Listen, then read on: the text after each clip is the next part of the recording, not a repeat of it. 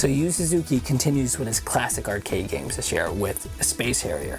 Fantasy Zone and Space Harrier actually take place in the same universe. It's not what you think. When the game starts, he says, "Welcome to the Fantasy Zone." I'm going to tell my wife that. She's going to be really impressed. In Space Harrier, you control a gentleman who has a large flying bazooka, rocket pack sort of thing that he tucks under his arm, and you run through different levels in the Fantasy Zone and destroy a ton of crazy creatures as you fly around. Really, the gameplay is so unique that it's one of those games you just have to pick up and play, and right away it's easy to catch on to, but it's so much fun. I love the pseudo 3D graphics. It had a controller similar to these. It's like, am I riding a rocket and shooting things, or am I flying an F-16?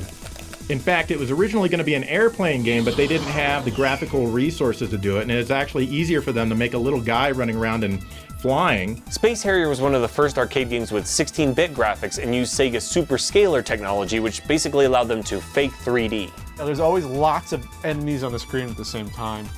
Lots of different moving parts. There's never any slowdown. It had some crazy awesome characters. Like, have you ever seen a Cyclops woolly mammoth? Now you have. You get weird stone faces. And there's like cat dragons. I really like how stages 4, stage 9, and stage 14, they had the ceiling that come down. Oh, yeah. And they'd go like really, really fast. And of course I could totally dodge that because I kicked ass at Space Harrier. Well, yeah, you had the reflexes of, you know, a 14-year-old like boy, awesome. which I was. While the game is very simplistic to play, it endures as a favorite simply because the graphic style and the way the game was designed was just so unique. It had some of the most memorable arcade music ever. It's very fast-paced. The melody is just fantastic. Has a great beat to it.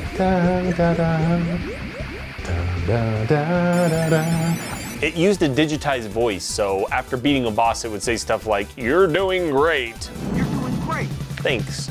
Yeah, Sega began to differentiate themselves from other companies. Space Harrier. You're not in space. You're not in space in Space Harrier.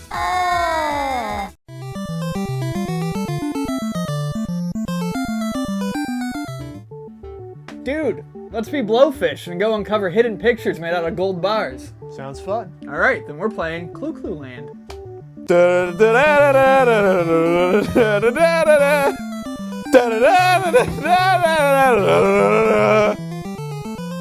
how it went, right? The main character was a bubble fish known as Bubbles, or in Japan, Gurupi, which sounds like groupie, I don't know, but it had arms and legs. How is that a fish? That's not a fish.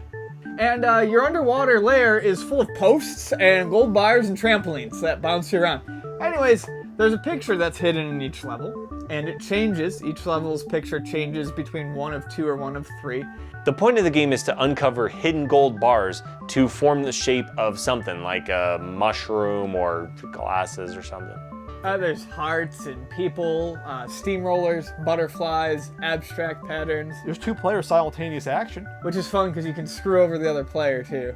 The way you attack in the game is by sending out a sound wave that stuns enemies, and then you just squish them into the wall. You can pick up fruit and things that stop the clock because there's an ever counting down timer. The game control is crazy and probably the most common complaint about the game. You're constantly running forward, and what you do is you stick your arm out and grab a peg, which will spin you indefinitely around the peg until you let go. Not sure why it's called Clu Clu Land though. I always thought it was like a mystery, like Gumshoe. Maybe it's because when you go over the diamonds, it's like giving you a clue about what the picture is. Clu Clu is the romanization of the Japanese onomatopoeia kuru kuru, which means to go around and around. Makes sense if you think about it.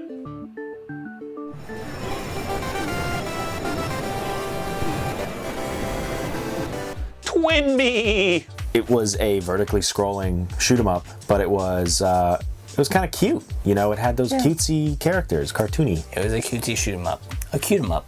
Twinbee features ships with arms that literally throw bombs and shoot other ships that are shaped like fruit. It's adorable. Twinbee is really known for, besides being adorable and very colorful, is the bell juggling power-up system, which is love or hate, and I love it. The power-ups in Twinbee are bells that the player can shoot to change their color and ability, and that was also used in Parodius. In Twinbee, being vertical, it's a little bit easier to juggle the bells. As you shoot them out of clouds, they come out yellow. those are worth bonus points, but if certain ones, if you shoot them more than once, they will change the color to give you the ability to make copies of yourself as you fly around for extra shots. You can get shields. You know, it plays upon those themes of childlike innocence and mixed with shooting, and it was popular here too. Silent Service was a submarine simulator game released by Microprose and created by Sid Meier. The point of the game was to take control of a United States submarine for various war patrols against Japanese shipping.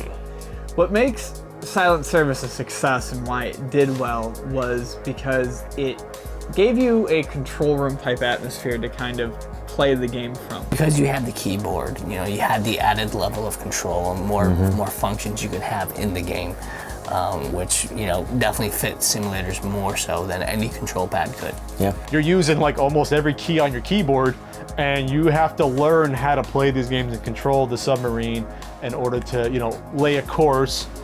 And you did the various tasks. You looked at Periscope, you know, messed with the controls, you know, trying to figure out where you are. It won a bunch of awards and a bunch of accolades. And for hardcore sim nuts, while it's probably not played a lot today, it's definitely remembered as being an important game in the genre.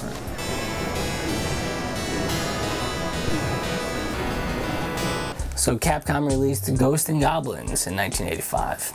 In Ghosts and Goblins, the player controls a knight named Sir Arthur, as in King Arthur?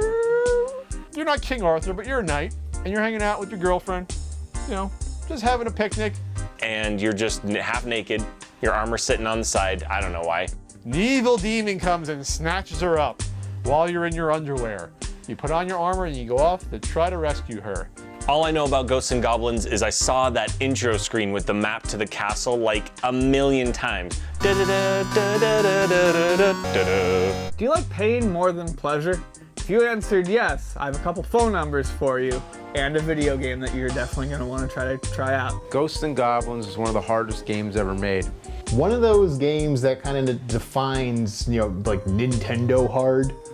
Although this came out in the arcade before it was on the NES. But shut up. You're wearing a suit of armor. You get hit once, you lose the armor, and he's just running around in his boxer shorts, which is pretty hilarious. And while that's awfully adorable, that leaves you vulnerable to one more shot. It's so difficult because there are just enemies and obstacles everywhere. You have to get the knife.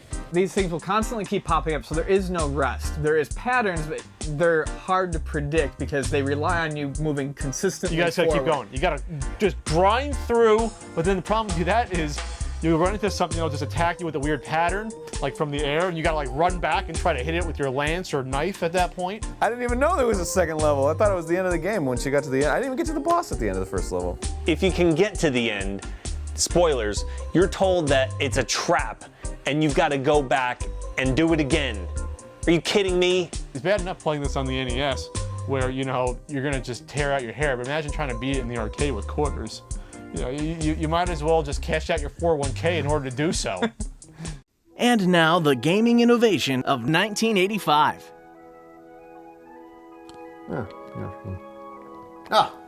Welcome to the gaming innovation of 1985. What new technology graced the world and changed the face of gaming forever? This year, a very little known game was released. Super Mario Brothers. What else could it possibly be? This game almost single-handedly brought back the video game industry to North America. It made the NES fly off shelves, becoming one of the most popular video game systems of all time. And Super Mario Bros. Itself was the best-selling video game of all time until it was dethroned in 2008 by Wii Sports. Regardless, this game's innovative mechanics and simple-to-grasp gameplay made North Americans realize that video games were here to stay. This has been Rue for the video game innovation of 1985. I'll see you next year, and remember, it's not just nostalgia, it's science. Oh, yeah.